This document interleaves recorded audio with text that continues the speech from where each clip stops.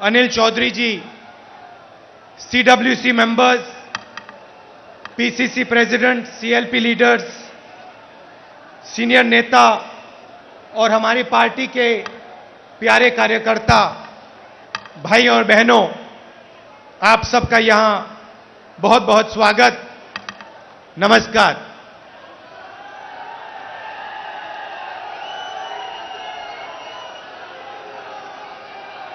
देश की हालत आपको दिख रही है। देश में क्या हो रहा है, क्या नहीं हो रहा है, आपसे नहीं छुपाया जा सकता है।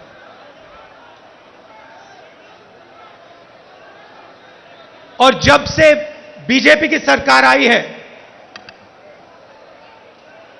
तब से देश में नफरत और क्रोध बढ़ता जा रहा है। सही है? आपको लग रहा है कि नफरत और क्रोध देश में बढ़ता ही जा रहा है। सही है ना?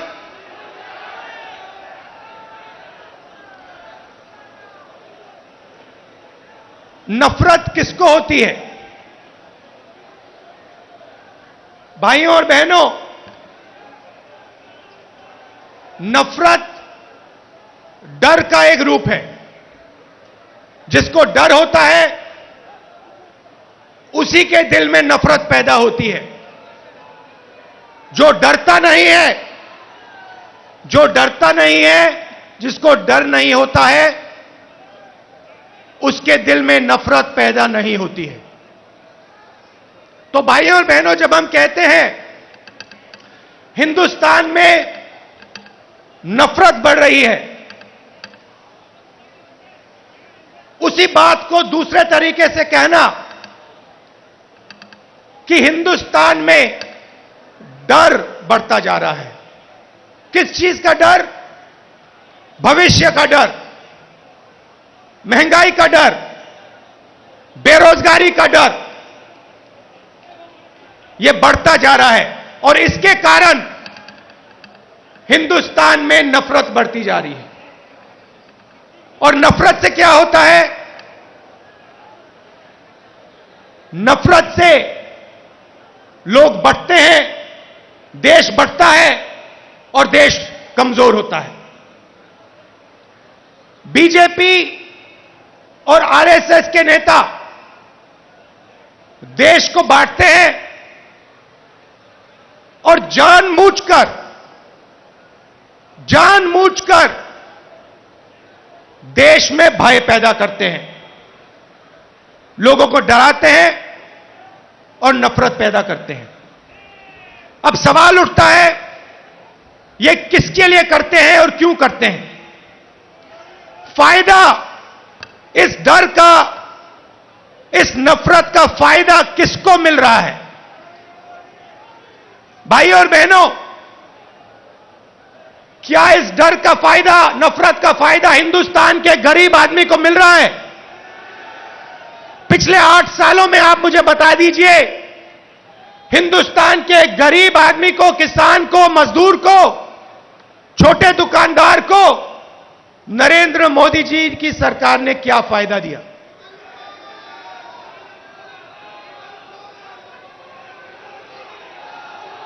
पूरा का पूरा फायदा, डर और नफरत का फायदा हिंदुस्तान के 2 उद्योगपति उठा रहे हैं। आप बाकी उद्योगपतियों से भी पूछ लो, वो भी आपको बताएंगे कि पिछले 8 साल में हमारा कोई फायदा नहीं हुआ, सिर्फ 2 व्यक्तियों का फायदा हुआ है। और देखने को मिल रहा है, चाहे एयरपोर्ट हो, चाहे पोर्ट हो, सड़कें हो, सब कुछ, सेलफोन, तेल, सब कुछ इन्हीं 2 व्यक्तियों के हाथ में जा रहा है। मीडिया देश को डराती है, नफरत पैदा होता है और फिर पूरा का पूरा फायदा बीजेपी दो लोगों को दे रही है। अब देखिए, नरेंद्र मोदी जी ने नोटबंदी की। नोटबंदी से गरीबों का फायदा हुआ? गरीबों के जेब से पैसा निकाला। गरीबों को कहा काले धन के खिलाफ लड़ाई है, और फिर कुछ ही महीनों बाद आपने देखा कि जो आपके जेब में से पैसा निकाला गया था, लाखों करोड़ रुपए,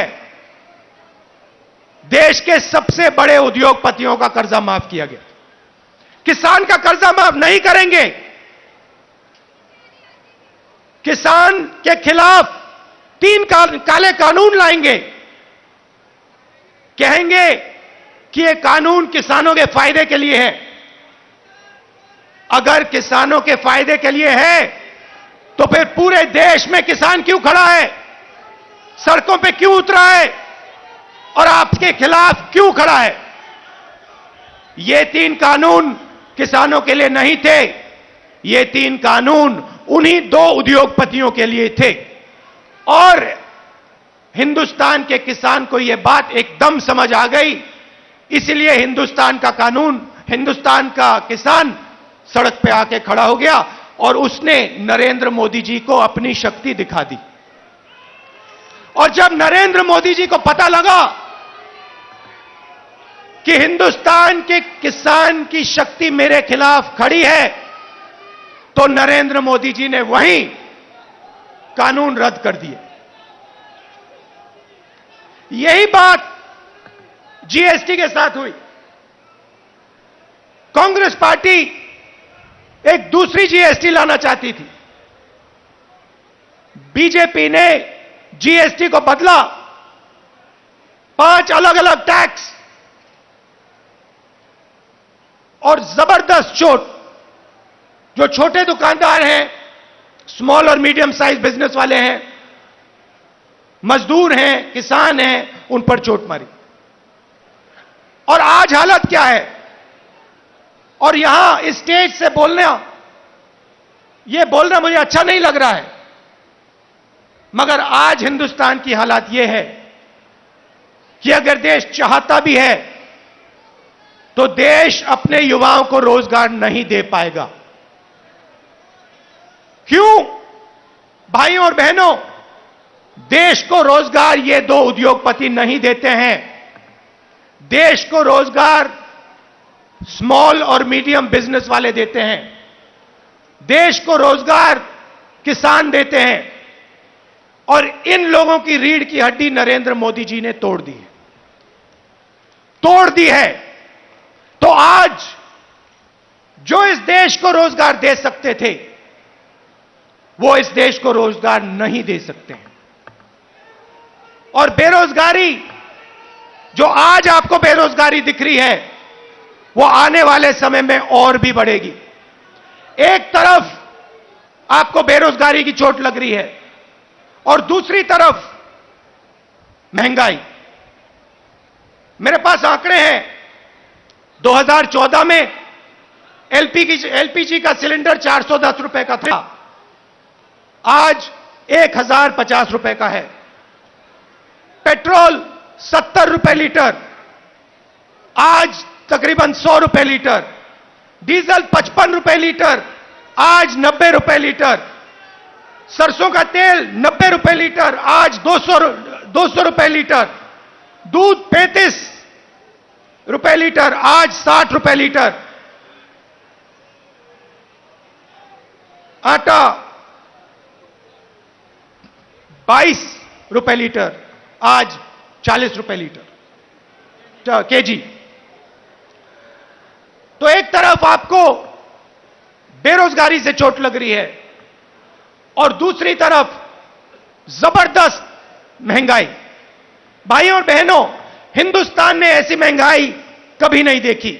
नरेंद्र मोदी जी कहते थे 70 साल में क्या किया कांग्रेस पार्टी ने? 70 साल में कांग्रेस पार्टी ने इतनी महंगाई हिंदुस्तान को नहीं दिखाई।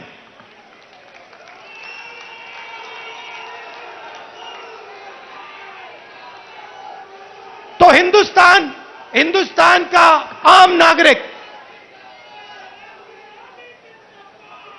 बहुत मुश्किल में है, बहुत दर्द सह रहा है। और जब विपक्ष इन बातों को पार्लियामेंट में उठाना चाहती है तो नरेंद्र मोदी जी और उनकी सरकार विपक्ष को पार्लियामेंट में बोलने नहीं देती। चाहे किसानों का मुद्दा हो, चाहे चाइना का आक्रमण जो हुआ उसकी बात करना चाहे, बेरोजगारी की बात करना चाहे, महंगाई की बात करना चाहे, हम नहीं कर सकते, पार्लियामेंट में नहीं कर सकते। और आप देखिए यहां हमारे मीडिया के मित्र हैं, इनका काम जो जनता के मुद्दे हैं उनको उठाने का होता है, मगर ये भी अपना काम नहीं करते हैं। 24 घंटा ये कैसे करेंगे? ये मीडिया उन्हीं दो उद्योगपतियों का मीडिया है, पूरा का पूरा मीडिया उन्हीं दो उद्योगपतियों के हाथ में है। तो सच्चाई कैसे दिखेगी, सच्चाई कैसे सुनाई देगी? और जनता को सब मालूम है। जनता घर में टीवी ऑन करती है और जनता जानती है कि टीवी किसका है और टीवी किसके लिए काम कर रहा है। टीवी दो उद्योगपतियों का है, अखबार दो उद्योगपतियों के हैं, और ये दो उद्योगपति नरेंद्र मोदी जी के लिए 24 घंटा काम करते हैं और नरेंद्र मोदी जी इनके लिए 24 घंटा काम करते हैं। देश में बेरोजगारी, देश में महंगाई और देश का पूरा धन दो उद्योगपतियों के हाथ में। एक तरफ मीडिया का कंट्रोल, दूसरे तरफ प्रधानमंत्री पे कंट्रोल।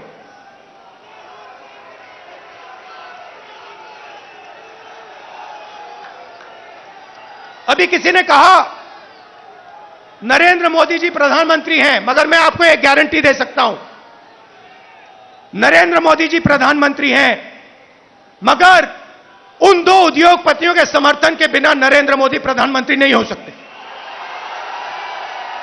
मीडिया के समर्थन के बिना नरेंद्र मोदी प्रधानमंत्री नहीं हो सकते।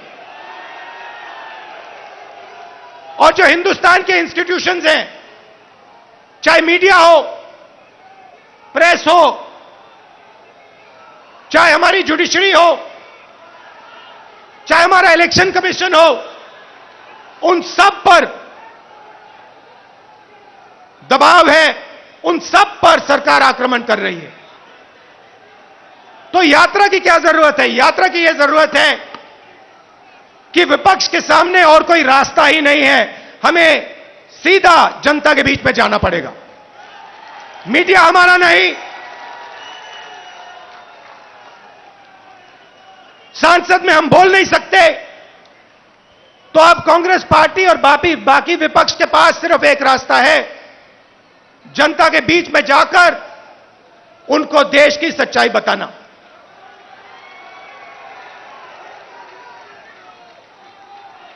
जो भी नरेंद्र मोदी जी के खिलाफ काम करना चाहता है, चाहे कोई भी हो,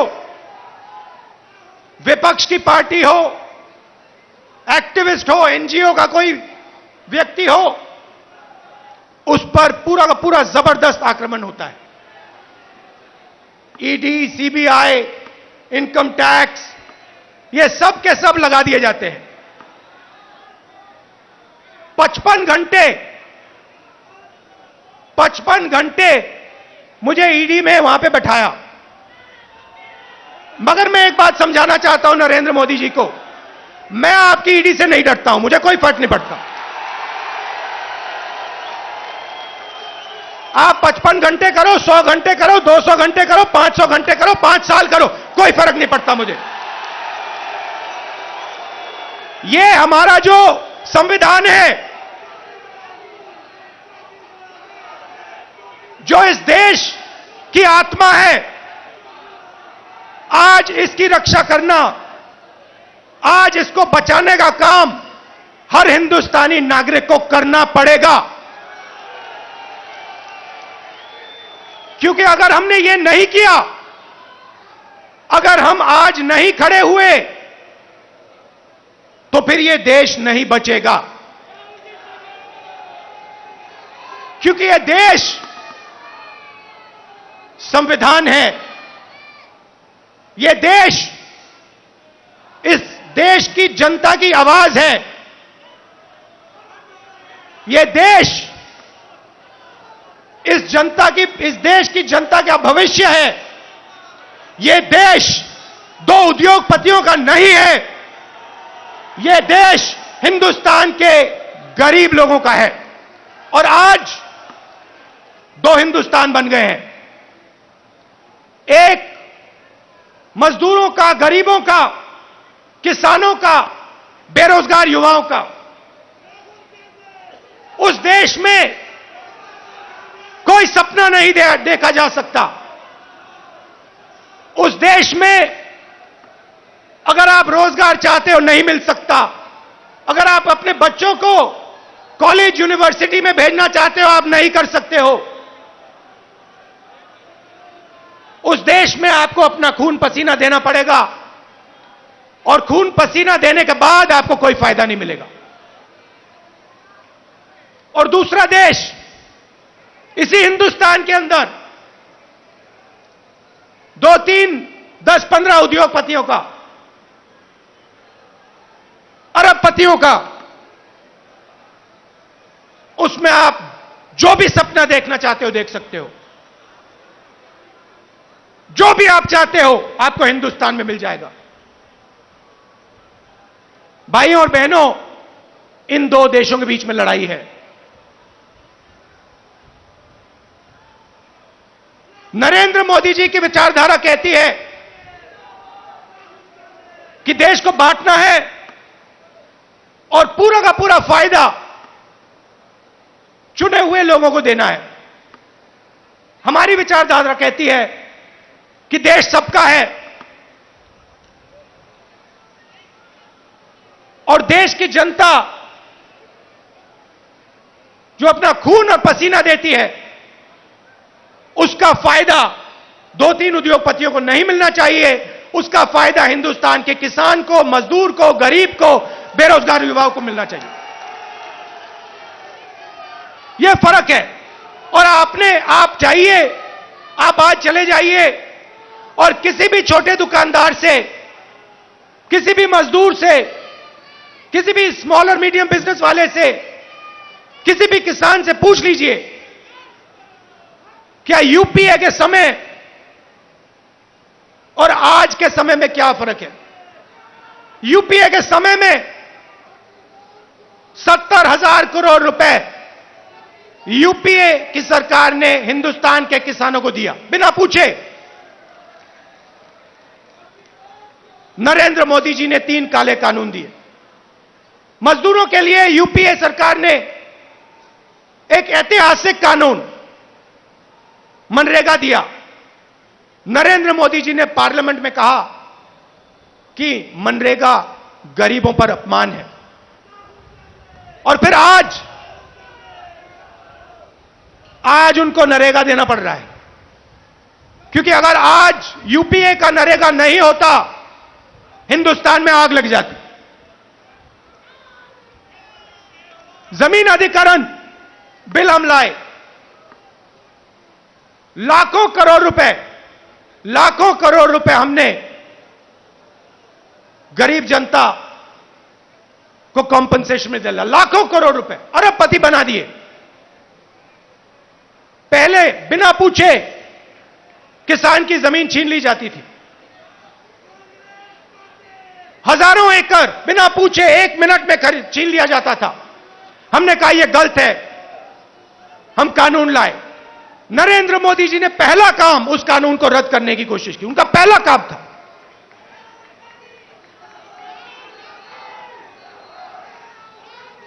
यूपीए के समय आर्थिक प्रगति थी। हम करोड़ों लोगों को हमने गरीबी से निकाला। जितने लोगों को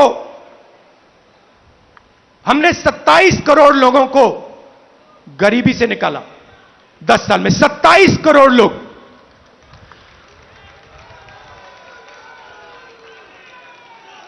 भोजन का अधिकार, मनरेगा, कर्जा माफी,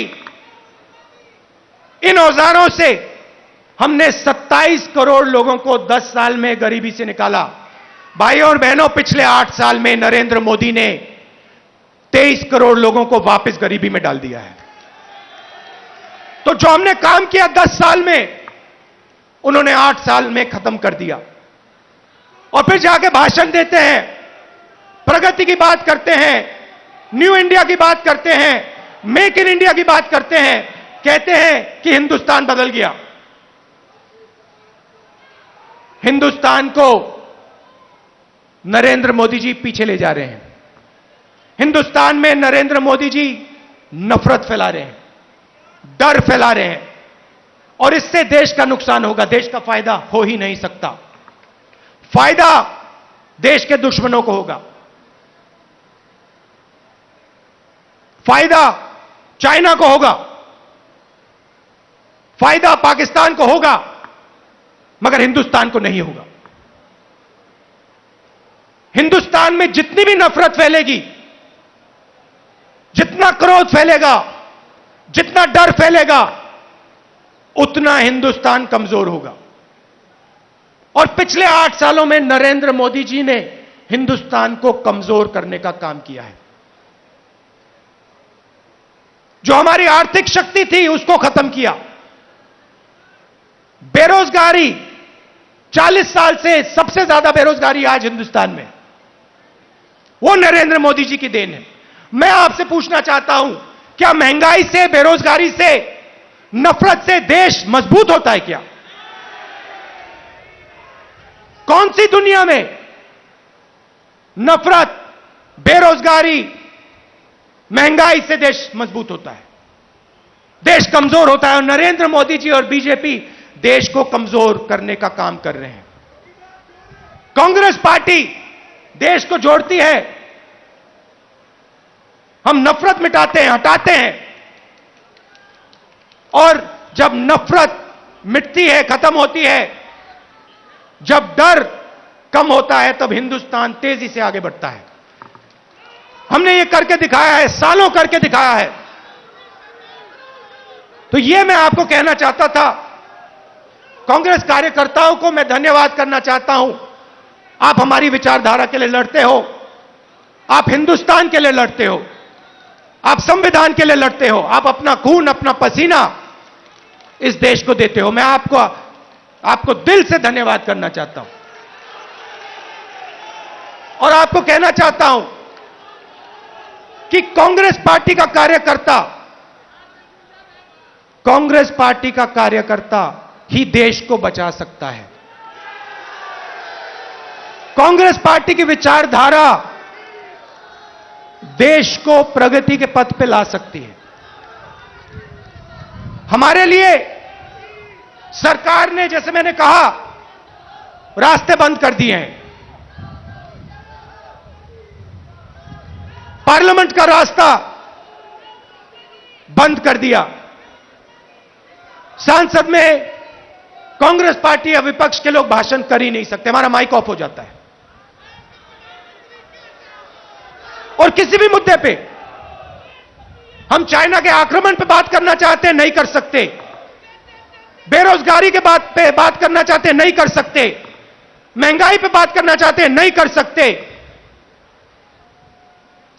वो रास्ता बंद है। जो हमारे इंस्टीट्यूशंस हैं, चाहे वो मीडिया हो,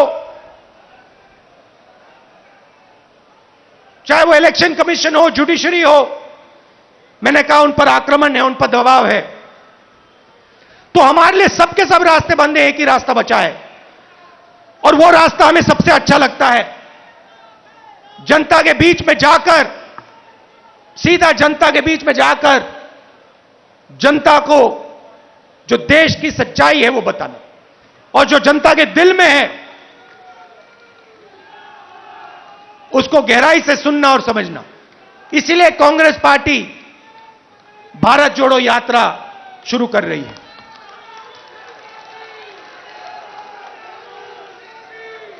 आप सब दूर दूर से आए, इसके लिए मैं आपको दिल से धन्यवाद करना चाहता हूं। विचारधारा की लड़ाई है और कांग्रेस पार्टी की विचारधारा और जो हमारे सब विपक्ष की पार्टियां हैं मिलकर बीजेपी और आरएसएस की विचारधारा को हराएंगे। बहुत बहुत धन्यवाद। नमस्कार। जय हिंद। एबीपी माझा, उघडा डोळे बघा नीट।